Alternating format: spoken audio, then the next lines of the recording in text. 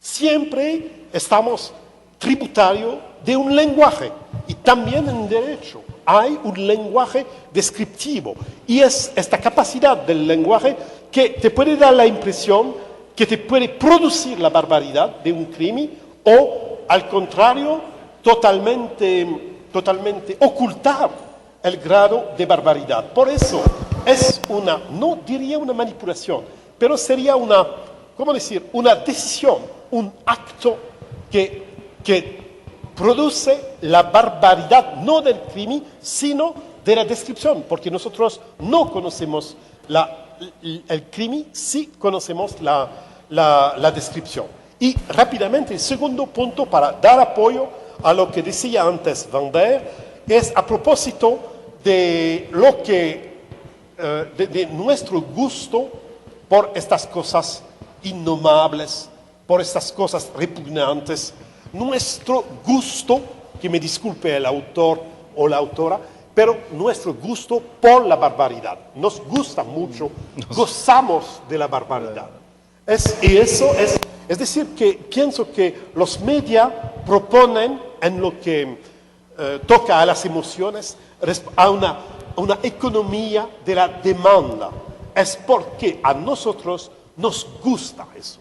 Y lo que debemos hacer ahora es juzgar los medios y todo eso, pero también hay algo reflexivo que debemos operar. ¿Por qué nos gusta la barbaridad? ¿Por qué nos gusta tanto? ¿Y por qué nos aparece no sé, si pienso que tú antes lo de la mañana con el cafecillo que nos estamos leyendo y que es como un poco de azúcar, un poco de barbaridad y eso nos facilita la vida cotidiana. Por eso el nuevo Papa dice a los periodistas, dice a ustedes los periodistas les gusta mucho la coprofagia. Y eso es muy interesante, porque es muy ambiguo.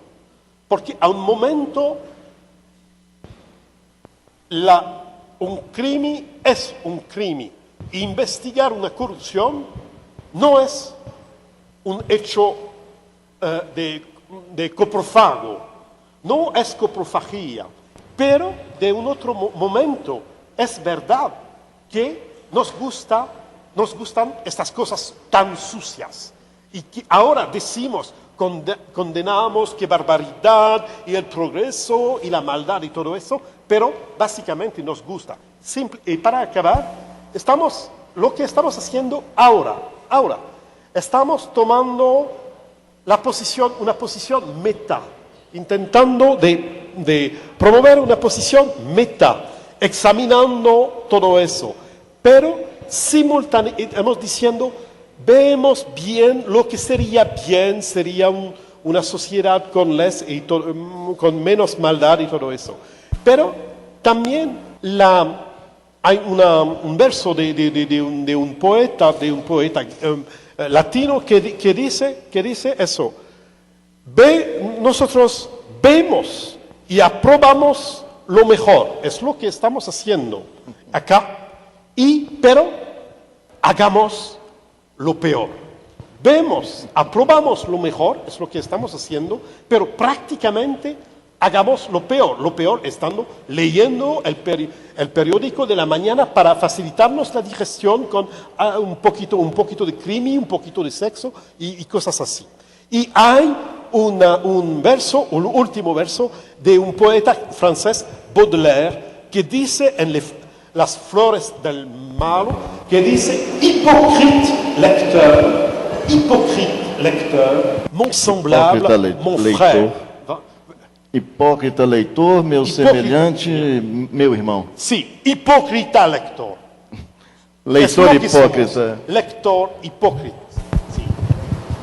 Só uma frase sobre isso que eu acho que é importante, que quanto mais barbárie, eu diria que para uma certa mídia, mais notícia, né? A ideia é que se trabalharia com um princípio de desproporção lógica da ação confiando que as representações dos leitores, elas trabalham com uma certa norma, uma norma de prefiguração narrativa, de que aquilo que extrapola essa norma fica muito mais saliente. Por exemplo, se uma pessoa cai do primeiro andar e quebra a perna, isso não é notícia, mas se ela cai do 10º andar e sobrevive, isso é notícia, pelo menos para a imprensa popular.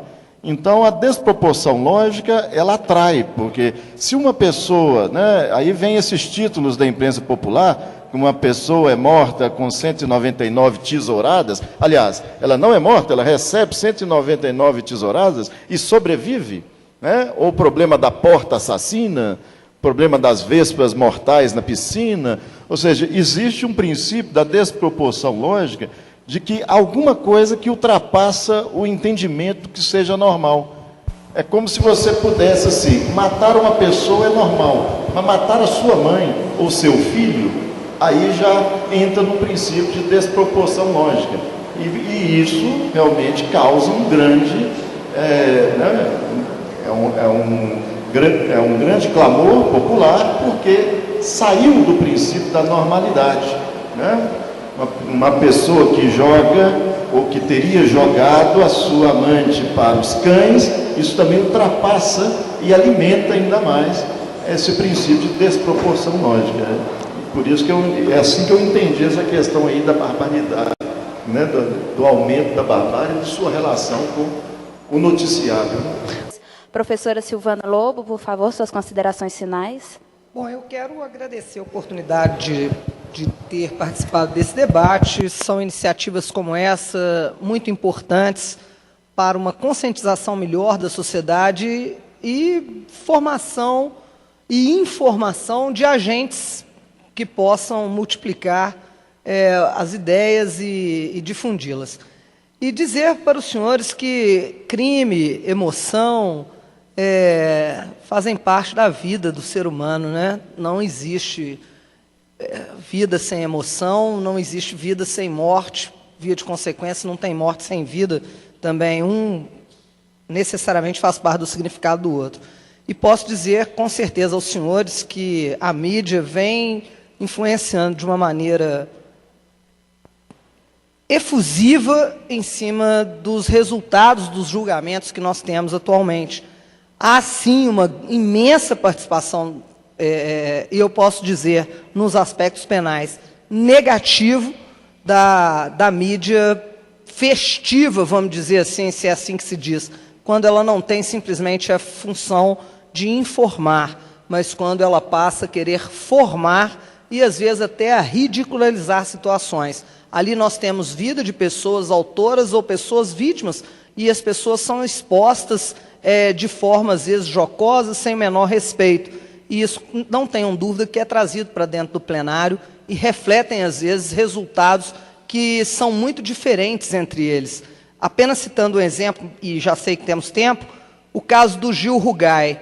Ele foi condenado porque ele efetivamente matou. E ele deu tiros, vários tiros, no pai, na madrasta, e ele nega o tempo inteiro, e ele está solto e permanece solto, porque nós não tivemos uma exposição festiva dos advogados dele, na mídia, discutindo isso todos os dias, o que não se viu no processo do Bruno, que todos os dias tinha discussão e debate popular a respeito disso. E ele também nunca confessou, mas chegou ao final, foi condenado a uma pena muito superior do que se ele tivesse metido o pé na porta e dado um monte de tiros, como aconteceu no outro caso. Então, é óbvio que existe uma influência, sim, negativa dessa mídia festiva que eu assim intitulei. Muito obrigado, viu, senhores, pela participação. Muito obrigada, professora Silvana. Professor Wander, imediato, suas considerações finais. Eu insistiria nesse fato de que a mídia, ela é a mídia que nós temos, é a mídia que também, de certa forma, nós fabricamos ao lhes dar a devida audiência. E eu diria que é muito importante, então, a gente pensar, né? Nós estamos pensando aqui com esse distanciamento crítico, fazendo análise crítica, e é muito difícil fazer análise hoje da mídia, porque, na verdade, há várias mídias, elas são muito complexas, elas atendem áreas de difusão muito diferenciadas. E, agora, enquanto, enfim, consumidor de mídia, porque chegando em casa eu certamente ligarei a televisão e verei um noticiário que não vai me trazer nenhum tipo de informação nova, será o mesmo que eu vi hoje de manhã no Bom Dia Brasil, e aí a gente deve se perguntar por que a gente faz isso. Então, eu acho que, enquanto consumidores, enquanto leitores, nós devemos pensar como que nós vamos trabalhar com isso daqui para frente, né, analisando a relação mesmo entre a própria escola, a própria educação crítica, o próprio problema do pensamento crítico e a relação dele no processo de regulação da imprensa, de regulação das mídias. Eu diria, parafraseando a frase anterior que eu disse, que a gente, se você quer melhorar as argumentações, melhore os auditórios. Então, se a gente quiser melhorar as mídias, nós precisamos melhorar os consumidores de mídia. E eu acho que aí a educação é que tem um poder muito grande sobre isso, inclusive para analisar outros tipos de mídia, que nós não discutimos aqui, haveremos de fazê-la em outra oportunidade, como o problema da mídia de governo, né, que a todo momento aí, dentro da televisão, nos diz que a nossa escola é a melhor escola do país, quiçá comparável às escolas europeias, que a nossa saúde é de excelente qualidade, e a população, até agora, eu não vi nenhuma manifestação contra esse tipo de mídia de governo, que nos conta mentira com o dinheiro dos nossos impostos, e a gente continua vendo isso como se fosse algo completamente natural, né, que essas coisas fossem faladas na mídia de governo.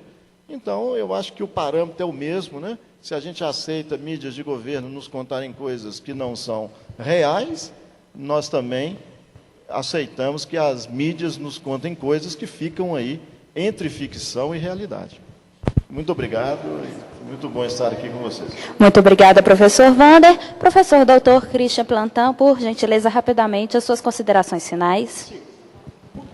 Dos cosas muy breves. Lo que me impresionó a través de las lecturas, esta exploración rápida de los scribi brasileños, fue el fenómeno de delegación de la emoción por el periodista, que delega la emoción a los comentarios del artículo, de su artículo. Primer punto. Segundo punto es que a través de esta delegación de la emoción hay cosas para mí bastante sorprendentes. Por eso necesitaríamos un estudio comparado de las prácticas de este tipo de periodismo. Y entre otros, me parece que a través de eso hay una licencia, un permiso, por ejemplo, a la expresión racista, al odio del otro, que no podemos explicitar, normalmente no se dice, pero si el otro es un asesino, a este momento podemos decir cosas como: este tipo es un asesino, se lee sobre su cara. Es decir, en francés sería un espacio de défoulement. ¿Cómo se dice? On se défoule. Pues, sí, pero hay una delegación de la emoción y esta emoción da al lector la posibilidad de expresar lo peor de sí mismo. El segundo punto, y acabo con eso, sería una pregunta, mi pregunta al público: ¿por qué le gusta tanto la narración, las historietas? ¿Por qué le gustan la narración? Muito obrigada, professor. E o Noite Ilustrada de hoje foi transmitida aqui direto da Biblioteca da Unidade 1 do Cefet, com o projeto Ciência, Café e Cultura. O Ciência, Café e Cultura busca a discussão de temáticas de interesse da instituição e da sociedade, a busca também por diferentes formas de participação do público, desenvolvimento de novas tecnologias e a participação dos movimentos culturais do Cefet. E teve a participação hoje do professor doutor professor emérito da Universidade de Lyon, Christian Plantin, o professor adjunto da UFMG, professor Vander Imediato de Souza, e com a defensora pública do Estado de Minas Gerais, professora Silvana Lourenço Lobo.